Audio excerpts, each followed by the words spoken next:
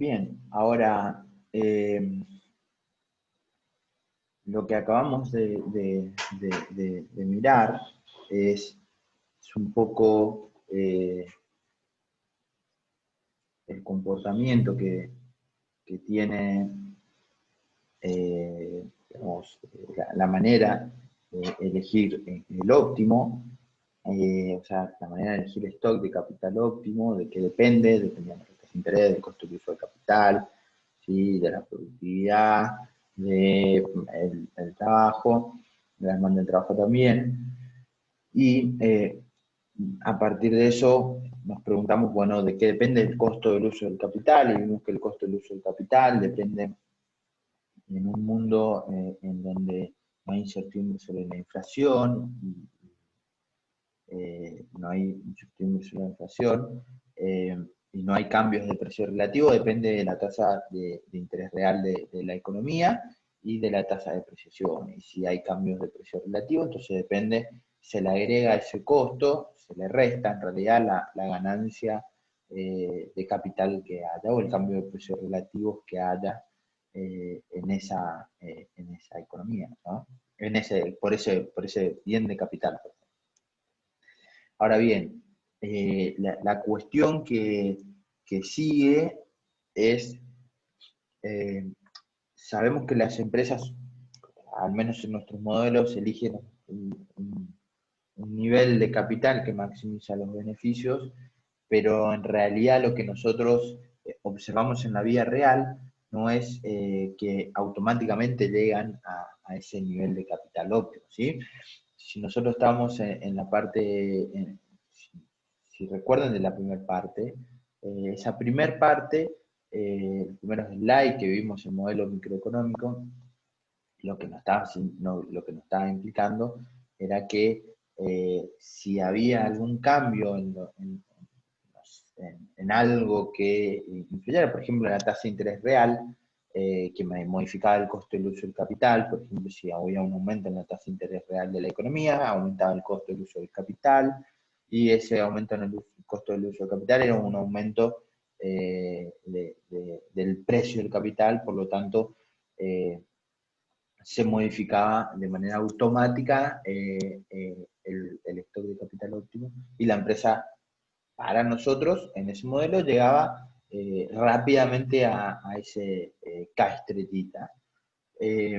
Sin embargo, lo que nosotros vemos en el mundo son inversiones, y la inversión no es otra cosa que un incremento del stock de capital hacia un capital óptimo, pero de una manera muy gradual, no es un salto, no es un salto discreto, sino que lo que vemos es que de manera, digamos, gradual y lenta nos vamos llegando a un stock de capital óptimo, o al menos eso es lo que pensamos, eso es lo que percibimos, digamos que siempre hay inversión. En nuestro modelo muy sencillo de microeconomía no hay inversión, ¿sí? Porque siempre la empresa va a estar en el stock de capital óptimo, por lo tanto nunca va a haber inversión. La inversión la entendemos como esa proximidad, digamos, esa tendencia hacia el nivel de capital óptimo que vamos tratando de alcanzar.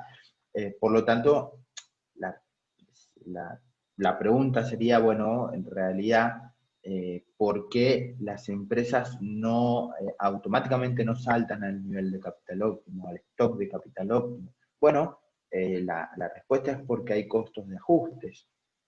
Eh, y esos costos de ajustes, que en realidad tienen que ver con, si lo ponemos a pensar, y de Gregorio lo describe bastante bien, es al momento de hacer una inversión hay un montón de factores que tienen que tenerse en cuenta. En primer lugar, la propia irreversibilidad de la inversión.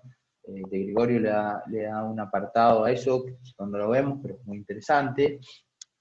Y la segunda cuestión tiene que ver con el hecho de que invertir, o sea, generar una inversión, implica o conlleva algunos costos que están asociados, como por ejemplo, costos en principio, si vamos, por ejemplo, vamos a fabricar una nueva planta, entonces debemos primero construir la planta, después comprar la maquinaria, traer la maquinaria, es decir, la traemos afuera, capacitar a la gente digamos, que sea capaz de usar esas máquinas que vaya a operar, y eso implica costos. Si vamos a remodelar o agregar algo en nuestra planta, tenemos que parar toda la producción, remodelar, construir, poner a punto, luego tenemos que traer la máquina, o tenemos que contratar un software,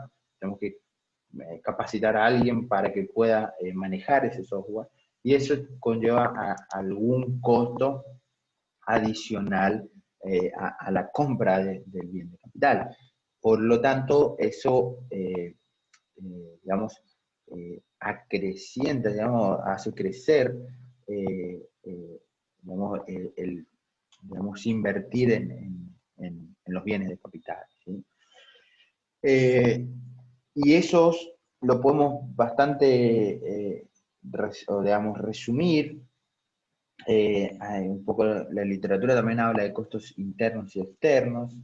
Los internos son un poco lo que nosotros mencionamos, y los externos tienen que ver en realidad con, digamos, el mercado de factores, ¿sí? Es decir, si a medida que yo voy invirtiendo, si se me va modificando o no el precio del factor. Pero digamos, para resumir, Gregorio lo hace muy bien, este costo está asociado con dos cuestiones. Uno es el propio costo de estar fuera del óptimo, ¿sí? ¿Qué quiere decir fuera del óptimo? No estoy en el nivel de capital que me maximiza los beneficios. Y entonces, si no estoy en el nivel de capital que no maximizo los beneficios, eso tiene un costo porque son ganancias que me las estoy perdiendo, ¿sí? Ahora bien, también incurrir en una inversión para incrementar el stock de capital y llegar al K estrellita, conlleva los costos que mencioné previamente: capacitar, construir, y todo lo que tenga asociado con la propia inversión. Y en ambos casos, estos costos, digamos, se lo puede representar de una manera como convexa, ¿sí? Es decir, que crecen y crecen a una tasa creciente. En el caso de estar fuera del óptimo, cuanto más lejos estoy fuera del óptimo, mayor es el costo que voy a estar teniendo por estar fuera del óptimo. Y en el costo de, valga la redundancia, el costo de ajustar el capital, también depende de la inversión. Cuanto más tenga acá, cuanto mayor sea la inversión, entonces más tengo que incurrir en costos que tienen que ver con lo propio de ajustar el capital, ¿sí? Y eso crece a una tasa creciente. Y estos son conceptos que lo tienen que grabarse porque son muy importantes al momento de tratar de resumir el modelo de la Q de Tobin y los costos de ajuste, y tratar de cerrar todo el esquema, ¿sí? Perfecto. ¿Cómo lo formalizamos esto? Bueno, se utiliza una función de costo cuadrática. Esto es digamos, es una función que se lo utiliza bastante. Estaría bueno que también se lo aprendan bastante bien, porque también lo utilizaremos en algo de la curva de Philip. Fíjense que la función del costo de ajuste, digamos, tiene dos términos. En el primer término, este primer término, ¿sí? Es el costo de estar fuera del óptimo. Fíjense que la empresa parte, vamos a aclarar, digamos, la empresa parte de un nivel de capital K sub T, ¿sí? Y lo que quiere es encontrar cuál es el K sub T más 1, ¿sí? Para lo que viene. Tratando de minimizar esta función de costos, sabiendo o teniendo certeza de cuál es el stock de capital óptimo que tiene esta empresa, ¿sí? Y esto primero que está aquí es el costo de estar fuera del óptimo, porque fíjense que es la diferencia entre el stock de capital que ella va a conseguir en el periodo siguiente, menos, digamos, el stock de capital que hace o que maximiza los beneficios. Que puede coincidir, como no. Asimismo, esto que está aquí es el costo de ajuste, digamos, ¿sí? Es el propio costo de, digamos, de invertir, ¿sí? Invertir tiene sus costos, entonces eso lo representamos como la diferencia entre lo que voy a invertir, ¿sí? Lo que voy a invertir para tener un caso T más uno, menos el stock de capital que tengo, ¿sí? Y aquí epsilon, esto es epsilon, fíjense que actúa como un ponderador, es un peso que le asigna la firma a el costo de estar fuera del óptimo, ¿sí? La empresa debe decir K sub T más 1, por lo tanto debe minimizar, porque en realidad lo que la empresa quiere es encontrar un nivel de capital a invertir, ¿sí? O a obtener en el periodo siguiente, partiendo de que ya tiene K sub T, de forma tal de que este costo de ajuste o esta función se haga mínimo, ¿sí? Tenga el menor valor posible. Si hago si resuelvo esto, voy a obtener básicamente esta condición, que esta condición es bastante conocida. Fíjense que esto es la inversión, porque esto que está acá es lo que va a invertir, ¿sí? Es el stock de capital que va a tener en el periodo siguiente, lo que va a adquirir, menos el stock de capital que tiene ahora la empresa, y eso es precisamente la inversión, que en resumidas cuentas se puede establecer a esa inversión de manera equivalente como lambda por la diferencia entre el stock de capital óptimo, ¿sí? Que está determinado, dado el costo del capital y dado la función de producción, menos el stock de capital que hoy lo obtiene, ¿sí? Y fíjense que esto, bueno, va a ser, esta inversión va a ser creciente, en tanto y en cuanto K estrella, que es el stock de capital óptimo, sea mayor al stock de capital que tiene en el presente la empresa. Y este lambda, la pregunta sería ¿qué significa? Bueno, un poco está aquí abajo. Lambda se obtiene un poco de cuando ustedes hacen ese despeje, ¿sí? Y operan un poco, y lo que nos está diciendo que ese lambda me está representando, digamos, la fracción de lo que se ajusta el capital con respecto al ajuste necesario para llegar al óptimo, ¿sí? Es decir, hay una proporción, el capital, digamos, se va a ajustar en una proporción eh, respecto a lo que se debería, digamos, ajustar eh, para llegar al óptimo, ¿sí? Es decir, si yo tengo 0,5, como es el ejemplo que lo da de Gregorio, estoy ajustando, si se quiere, a la mitad la brecha, digamos, en cada periodo estoy ajustando la mitad la brecha respecto al capital óptimo, ¿sí? De lo que debería ajustar respecto al capital óptimo, ¿sí? En cada periodo estoy ajustando la mitad de lo que debería ajustar en cada uno de los periodos para llegar al óptimo, ¿sí? Si es 0,2, entonces estoy ajustando, si se quiere, el 20% de lo que debería ajustar para llegar al óptimo, ¿sí? En cada periodo.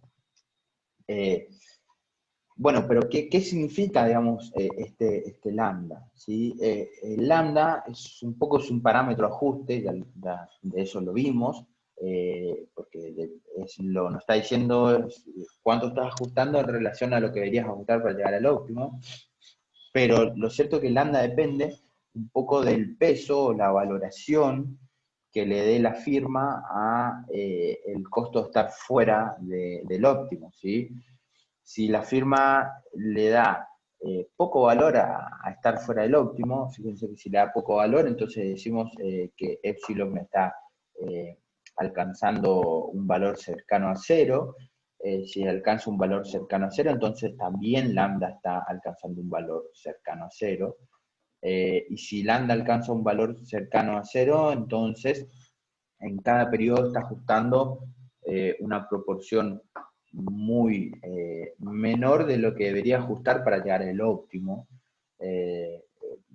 digamos, para alcanzar el capital óptimo. Por lo tanto, en ese sentido, la inversión es muy pequeña y el proceso de llegar al stock de capital óptimo es muy gradual, es decir, la inversión es muy gradual. Ahora lo vamos a ver en una imagen, ¿sí? Ahora bien, si la empresa valora mucho estar fuera del óptimo, entonces, digamos, pesa mucho más, digamos, la valoración que tiene en este sentido la empresa en relación a la valoración del costo de ajuste propiamente dicho, que es este segundo término acá, es mayor. Por lo tanto, lambda también es mayor, porque este es un número grande. Entonces, si esto es un número grande, entonces lambda también es un número grande. Entonces, digamos, se está ajustando una proporción muy elevada, casi cercana a la necesaria para alcanzar el óptimo, y la inversión es muy grande, ¿sí? Y por lo tanto la inversión es menos gradual aún, ¿sí? Por lo tanto, digamos, esto es el costo de ajuste, digamos, y este costo de ajuste va a depender de lambda, es decir, de la ponderación que la empresa le dé al costo de ajuste en relación al costo de estar fuera del óptimo, ¿sí? Pero también va a depender, dado un costo dado un lambda, si dado una ponderación de la firma, va a depender de cuán lejos, o sea, va a depender de esta diferencia, ¿sí? Y esta diferencia particularmente me está indicando de cuán lejos yo estoy de alcanzar el óptimo, ¿sí? Si yo estoy muy lejos de alcanzar el óptimo, entonces la inversión va a ser más elevada de lo que sería en caso de estar muy cerca, ¿sí? Siempre dado un lambda, ¿sí? Si lambda es 0,5, la pregunta es, ¿de qué manera, dado un lambda de 0,5, podemos hacer mayor la inversión?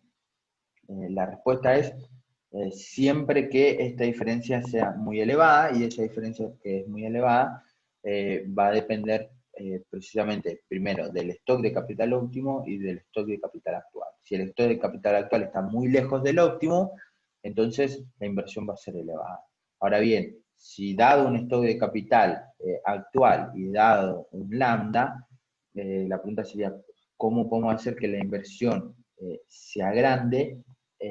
Lo que podríamos hacer es precisamente modificar el K', que es el stock de capital óptimo, y eso lo podemos hacer a través de modificando, por ejemplo, el costo del uso de capital, y eso lo podríamos hacer a través de una caída digamos, una caída de la tasa de interés real de la economía, y eso me disminuye el costo del uso de capital, entonces me disminuye el costo del uso real del capital, y al disminuirme eso, entonces en equilibrio, ya lo vimos que en equilibrio la empresa iguala la productividad marginal del capital al costo del uso del capital real, al costo real del uso del capital. Entonces, para hacerlo eso, tienen que achicar la productividad marginal, y para eso tienen que aumentar el stock de capital, ¿sí? Entonces eso podría ser una explicación a este proceso de inversión, ¿sí? Esto lo podemos ver un poco en esta imagen. ¿Qué me dice esta imagen? Bueno, lo que nos está indicando es que aquí tenemos el stock de capital el stock de capital, digamos, en el tiempo, y acá tenemos el tiempo.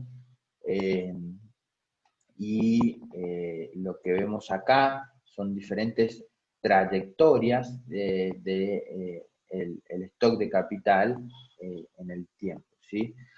se sabe que el stock de capital aquí es K sub estrellita, pero anteriormente era acá, era casi esto, partimos de acá, era K sub estrellita 0 si se quieren, y en el momento T sub 0, digamos, pasa algo que se eleva, por ejemplo, una caída en la tasa de interés, que se eleva el stock de capital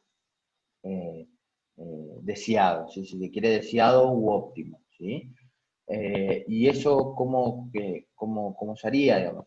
Bueno, si lambda fuera igual a 1, entonces, si lambda fuera igual a 1, entonces el stock de capital salta inmediatamente hacia el nuevo stock de capital, ¿sí? El stock de capital, o sea, la inversión es la necesaria, o sea, es infinita para alcanzar digamos, el nuevo capital deseado, ¿sí? Entonces vemos que viene acá, hace un salto y se queda ahí, ¿sí? Entonces el capital, simplemente el stock de capital pega un salto y la inversión es infinita para alcanzar a eso.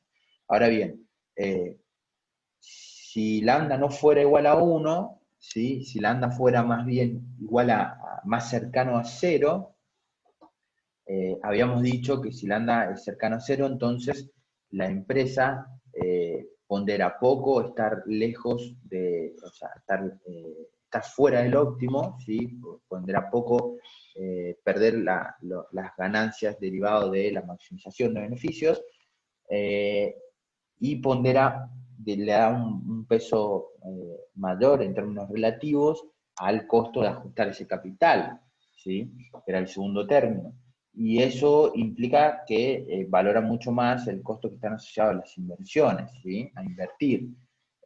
Y en ese caso, cuando el ANDA es más cero, dijimos, más cercano a cero, es digamos, un movimiento más gradual del capital, si la inversión es pequeña en relación a la que se debería hacer para alcanzar o cerrar la brecha entre el capital actual y el nuevo stock de capital deseado.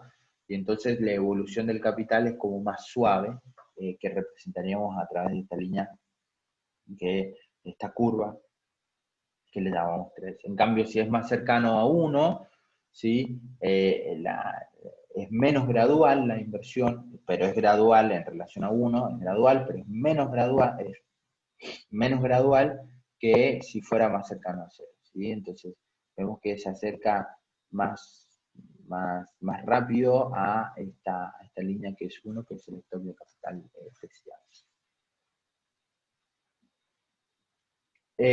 Bien, finalmente, bueno, no finalmente, pero vimos que la inversión tiene que ver con la cuestión del stock de capitalizado. Vimos que el stock de capitalizado, en realidad las firmas las elegían, digamos, a través de la productividad marginal, digamos, en la condición de equilibrio. El empresario invierte hasta el punto en el cual digamos, el producto marginal del capital sea igual al costo, al costo real del uso del capital, y vimos de qué dependía ese costo de uso del capital, entonces podíamos derivar algunas consecuencias. Sin embargo, lo cierto es que hay toda una explicación de que, o al menos parece raro, que las firmas estén haciéndose estos cálculos, comportándose de esta manera, aun cuando podamos decir que, bueno, podríamos suponer como si se comportaran, medio difícil tenerlo esto, así que hay toda no una nueva literatura, pero hay toda otra explicación de cómo racionalizamos esta inversión, ¿sí? Cómo vemos el comportamiento de esta inversión. Y lo cierto es que esta parte de la literatura dice que en realidad las decisiones de inversión de las firmas no están explicadas, digamos, las firmas en la vida real no toman sus decisiones de inversión calculando la productividad marginal del capital, que sería un quilombo bárbaro, igualando al costo del uso del capital, sino que más bien para decidir que si se invierte o no, en realidad se evalúan proyectos, ¿sí? Y todo se resume entonces a encontrar cuáles son las condiciones bajo las cuales evaluar un proyecto indica que sea rentable una inversión o no, y por lo tanto que se pueda llegar a invertir. Entonces, para explicar un poco esto, vamos a suponer que la empresa compra un bien de capital, ¿sí? Al comienzo del periodo, en T, ¿sí? Al precio P sub K, y que esa compra del bien de capital me va a proveer unos ingresos que, neteado de los costos, me producen unas utilidades Z sub J, ¿sí? Y Z sub J, esas utilidades van a estar, se van a ver materializadas a partir del periodo siguiente a T, o sea, a partir del periodo en el cual nosotros compramos la inversión. Nosotros compramos la inversión, la tenemos que poner en funcionamiento y en el periodo siguiente recién vamos a ver los beneficios de este proyecto de inversión, si se quiere, ¿sí? O esta inversión. Vamos a asumir que no hay incertidumbre, cosa muy importante, y la pregunta sería, bueno, ¿cómo decido si este proyecto de inversión me da utilidad o no? Y en el caso de que me dé utilidad, entonces debería invertir. ¿Cómo sé si tengo que invertir o no? Lo que se debe hacer es, tenemos que, en principio, como vimos aquí, a ver, como vimos acá, si las utilidades están, digamos, se materializan en periodos futuros, ¿sí? En periodos por encima del que nosotros invertimos. Entonces, lo primero que tenemos que hacer es esas utilidades que están, digamos, dispersas a lo largo del tiempo, la tenemos que expresar en valor presente, ¿sí? Porque le tenemos que comparar en valor presente porque el dinero tiene diferente valor a lo largo del tiempo. Entonces, para comparar, para que sea homogéneo, tenemos que comparar todo en la misma unidad de tiempo, en el presente. Entonces, lo que tenemos que hacer en primer lugar es tratar de encontrar el valor presente de estas utilidades, ¿sí? Y una vez que nosotros encontramos el valor presente de estas utilidades, lo que tenemos que traer, digamos, aquí es, en realidad lo que debemos comparar es este valor presente de esas utilidades futuras con básicamente lo que me sale la inversión, que la inversión es el precio del bien de capital, por el bien de capital, ¿sí? Y si es mayor, ¿sí? Si es mayor o si es igual, vamos a tener un resultado. Y si es negativo, o sea, si es menor el valor presente de lo que fue el bien de capital, vamos a tener otro resultado. ¿Cómo hacemos eso? Bien, fíjense que yo invertí en T, ¿sí? Un bien de capital, compré un bien de capital por PDK, y eso me produce en T más 1, ¿sí? Me produce en T más 1 unos beneficios. Y ese T más 1 lo tengo que actualizar, ¿sí? O sea, lo tengo que traer hacia el valor presente, hacia T. Por lo tanto, lo divido por el factor de descuento, ¿sí? O lo multiplico por el factor de descuento, 1 sobre 1 más la tasa de interés. En este caso es la tasa de interés real. Asumimos que la inflación es igual a la inflación esperada. Y lo mismo, en realidad lo tengo que contar por la tasa de interés real que prevalece entre T y T más 1, y cuando voy al segundo periodo lo tengo que actualizar por la tasa de interés que prevalece en principio entre T más 1 y T más 2, y después entre T y T más 1, que es esto. Por eso aquí estamos contemplando la posibilidad de que haya cambios o variaciones en la tasa de interés, y lo mismo cuando voy hacia T sub 3. ¿Y hasta dónde? Bueno, y si el proyecto dura infinito, hasta infinito deberíamos irlo. Y si dura 3 periodos como acá, o 4 periodos, deberíamos ir hasta el periodo, digamos, hasta el periodo en que vaya la inversión. ¿Sí? 4 años, 5 años, 6 meses, 7 meses, lo que ustedes quieran, trimestres, pongan el periodo de tiempo que ustedes quieran, ¿sí? Lo cierto es que tenemos que traer todo ese flujo de beneficios o de utilidades hacia el valor presente y compararlo con el costo. Y eso me tira o en realidad esa comparación lo que me da es el valor actual neto, y el valor actual neto lo que me va a indicar es si el valor actual neto es 0 o mayor a 0, entonces me conviene precisamente invertir en ese proyecto. ¿Por qué? Porque el flujo de las utilidades en valor presente es como mínimo igual a la inversión que estoy realizando. Y si el VAN es negativo, entonces quiere decir que ese flujo que me da esta inversión en el futuro es, digamos, es menor a lo que yo estoy invirtiendo en T, ¿sí? Entonces no debería invertir porque me genera pérdida. Ahora bien, de esa manera deberían decidir todas las firmas, ¿sí? Comparan, tienen sus proyectos de inversión, miran el flujo de las utilidades y comparan el VAN, ¿sí? Ven, en realidad comparan ese valor presente de las utilidades con el precio o con la inversión, y tienen un VAN, y si el VAN es mayor o igual a 0, entonces invierten. La pregunta sería, ok, si en la economía en general, en la economía agregada, ¿cómo podríamos ver ese comportamiento? Bueno, deberíamos observar que en realidad en la economía agregada se realizan todos aquellos proyectos de inversiones en los que el VAN tenga sea mayor o igual a 0, todos aquellos proyectos de inversión, ¿sí?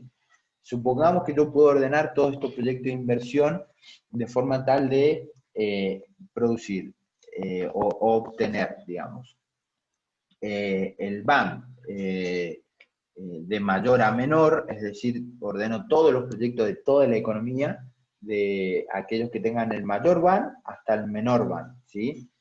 En alguno de todos de este orden, digamos, en algún punto, voy a obtener a alguien, algún proyecto en realidad de inversión, tal de que digamos, el VAN sea igual a 0, ¿sí? En algún lugar de esto. Voy a tener un VAN muy alto, y al final de toda mi lista, es como si fuera que hice una lista, al final de toda mi lista voy a tener un VAN negativo, muy negativo, de todos los proyectos que se están evaluando en la economía. Y en algún punto voy a obtener un valor del VAN igual a 0. Entonces supongamos que ese valor yo lo puedo asignar con esta letra, que no me acuerdo esta letra griega cómo se llama, pero supongamos que yo lo puedo ordenar, y esta letra es la posición de ese VAN, ¿sí? Por ejemplo, podría ser 5, o podría ser la posición 10, ¿sí? La posición 1 se lleva el de mayor VAN, y el de menor VAN se lleva a la última posición, ¿sí? Estoy mirando la cantidad de proyectos que haya, ¿sí? En la economía. Entonces, esta letra que me da la posición en la cual el VAN es igual a 0, me está diciendo la cantidad de proyectos, ¿sí? En las cuales en la economía el VAN es mayor a 0, ¿sí? La cantidad de proyectos en esta economía en los cuales el VAN es mayor a 0, por lo tanto, bajo nuestra lógica que nosotros vimos, en la cual se invierte en un proyecto de inversión solo si el VAN es mayor a 0, mayor o igual a 0, entonces me está diciendo todos los proyectos que son rentables, y por lo tanto todos los proyectos que se van a materializar, ¿sí? Dicho de otra forma, todos aquellos proyectos que estén por debajo del VAN se van a realizar, ¿sí? Hasta ese VAN se van a realizar. Si esta letra me da la posición que es 10, entonces esos 10 proyectos se van a hacer, ¿sí? Ahora bien, supongamos que, la pregunta es cómo lo estamos llevando al ámbito de la inversión agregada.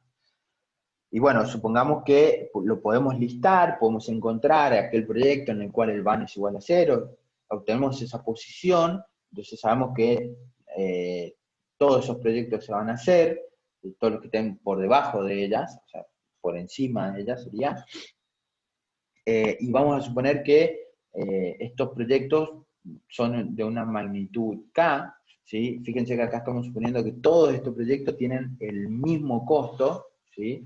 El mismo costo, o sea, tienen la misma magnitud, es muy sencillo, si no es la misma magnitud, simplemente sumamos todo la magnitud de cada uno de los proyectos, hasta ahí igual a a esta letra, que está aquí, hasta esta posición. Entonces la inversión agregada no es otra cosa que la cantidad de proyectos que se van a hacer, que es precisamente esta letra, multiplicado por capa. Esto sí, me acuerdo qué letra es, esto es capa, ¿sí?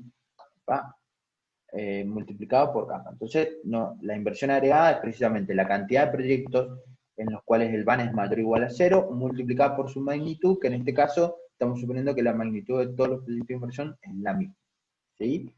Ahora, ¿cómo explicamos, por ejemplo, la relación que tiene aquí la inversión con la tasa de interés? Bueno, fíjense que, vuelvo aquí, si yo aumento la tasa de interés, hay un shock que me aumenta la tasa de interés por algún motivo, lo que tengo es que el valor presente en las utilidades, ¿sí?, se hace cada vez menor. Y esto es muy importante que lo entiendan para el momento que vemos la política monetaria y los mercados financieros, que básicamente va a ser toda esta cuestión que tenga que ver con valor presente.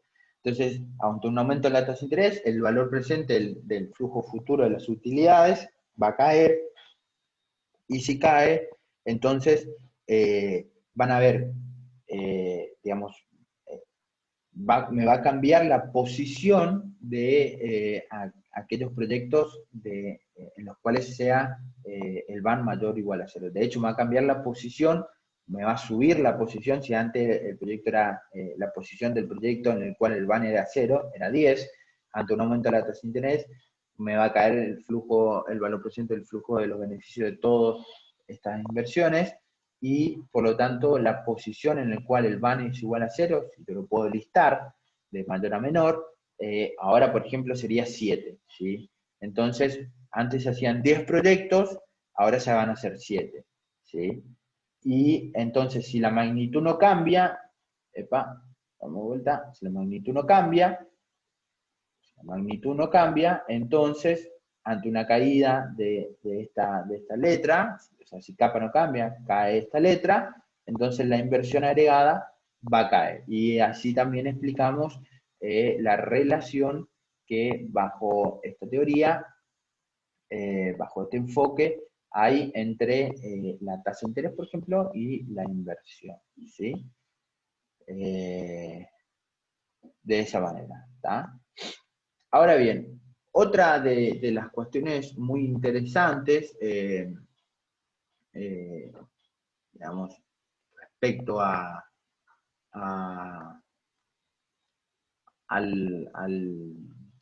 digamos, a esta teoría, es la teoría de James Tobin, premio Nobel, ya lo había mencionado,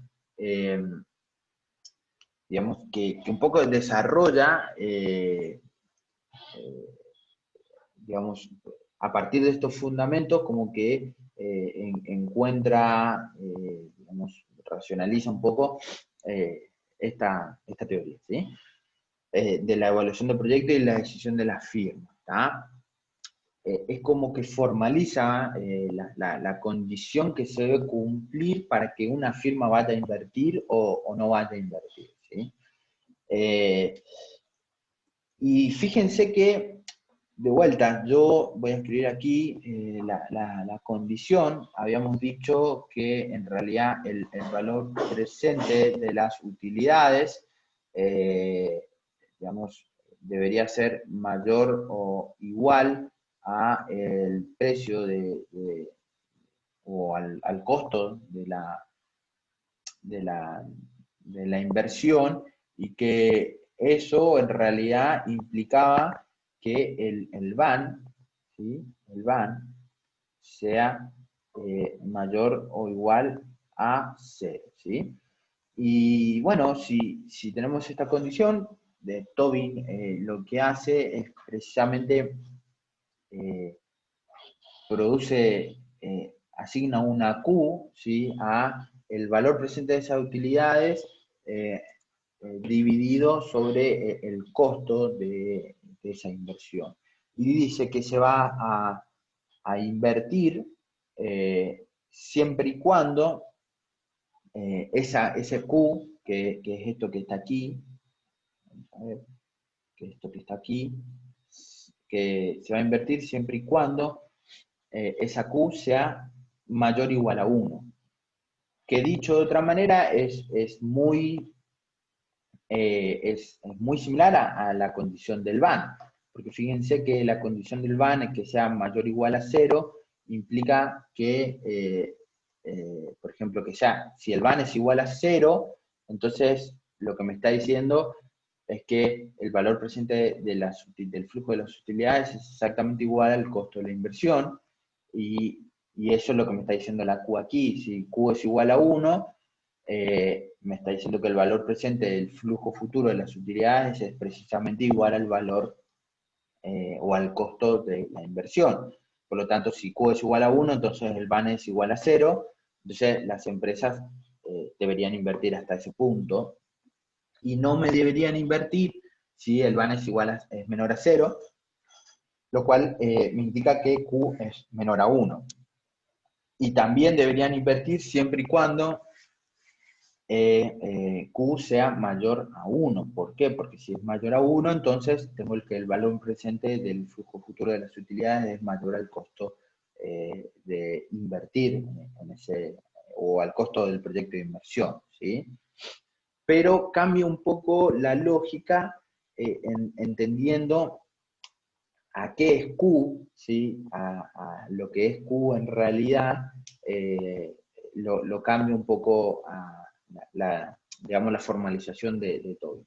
Q, para nosotros ahora, y para Tobin, para la teoría de Tobin, Q es el valor de mercado, si es el valor que tiene en el mercado, que asigna el mercado a una unidad de capital, más conocido como una acción, donde BP en realidad es el valor económico de todo el capital, y para nosotros antes PDK, que era el costo de la inversión, o la inversión propiamente dicha, ahora es el costo de reponer ese capital. Entonces, siempre y cuando el valor económico del capital, o sea, el valor del capital, sea el valor de todo el capital, ¿sí? Sea mucho mayor a el costo de reponer ese capital, ¿sí? El costo de reponer el capital, entonces el valor de mercado de una unidad de capital es mayor a 1 y conviene invertir. ¿Por qué? Porque en términos muy sencillos, lo que me está diciendo es que las inversiones se pueden hacer porque emitir una unidad de acciones, emitir las acciones, me genera me genera un ingreso mucho mayor del que podría obtener si Q es igual a 1, ¿sí? Es como que, digamos, obtengo mucho más de lo que debería precisamente obtener si quiero reponer el capital. Y la empresa vale mucho más de lo que costaría, ¿sí? Reponer, recomprar toda esa empresa, digamos, si lo quisiéramos hacer, ¿sí? Entonces, un poco la formalización de Tobin es que, digamos, podemos entender, si quiere, el ciclo económico a través del precio de las acciones también, digamos, porque Q de vuelta es el precio de una unidad de capital, es el valor de mercado de una unidad de capital, y ese valor de mercado son las acciones. Y entonces, por ejemplo, que lo puse acá, que también lo pone Gregorio, digamos, los beneficios, o sea, BP, digamos que es el valor presente de la utilidad, está asociado con las utilidades futuras. Entonces, y esas utilidades futuras, ¿sí? Están relacionadas con las propias ventas de la empresa. Y esas propias ventas de la empresa están relacionadas con el estado de la economía en el futuro, ¿sí? Entonces, si el mercado está viendo que en el futuro el estado de la economía se vería deteriorada por algún shock en particular, entonces esas utilidades se van a achicar, dado una tasa de interés, ¿sí? Se van a achicar, se van a reducir. Si se ven reducidas, entonces lo que tengo es que me está cayendo, digamos, me está cayendo BP, ¿sí? Por lo tanto, me están cayendo el valor presente de esas utilidades, dado el costo de reposición, y si me está cayendo, digamos, lo que, o sea, la implicancia de eso es que estoy viendo reducido el valor de una unidad de capital que es Q, ¿sí? Entonces voy a estar, si antes estaba en Q mayor a 1, ahora lo voy a ver más cercano a 1 o inclusive lo puedo ver menor a 1, ¿sí? Entonces, eso me puede llegar a predecir el ciclo económico, porque tengo el valor de Q, que son las acciones, y si están cayendo el precio de las acciones, quiere decir que en el futuro el ciclo económico se podría ver, digamos, resentido, ¿sí? Pero también tiene que ver un poco con la política monetaria y sus mecanismos de transmisión, porque la política monetaria, digamos, que hay una explicación que lo hace Minsky en uno de sus libros, que tiene que ver un poco cuando uno hace política monetaria de mercado de operaciones abiertas, operaciones de mercado abierta, lo que tiene es que, digamos, interviene comprando y vendiendo instrumentos financieros, en este caso nosotros, como siempre lo modelamos, con los bonos, altera el rendimiento de los bonos, y entonces la alternativa en la cartera financiera es irte hacia las acciones, y eso eleva el precio de las acciones, es decir, eh, eleva Q, digamos, y al elevar Q, lo que tiene es que a la empresa le conviene emitir acciones porque tiene más dinero del que podría obtener para poder otra vez hacer esa inversión que tiene que ver con el costo de reposición, ¿sí? Entonces, también el mecanismo de transmisión, en ese caso de la política monetaria, también se podría aplicar, digamos, de la política monetaria hacia la inversión y de la inversión hacia, digamos, el producto a través de eso, ¿sí? A ver,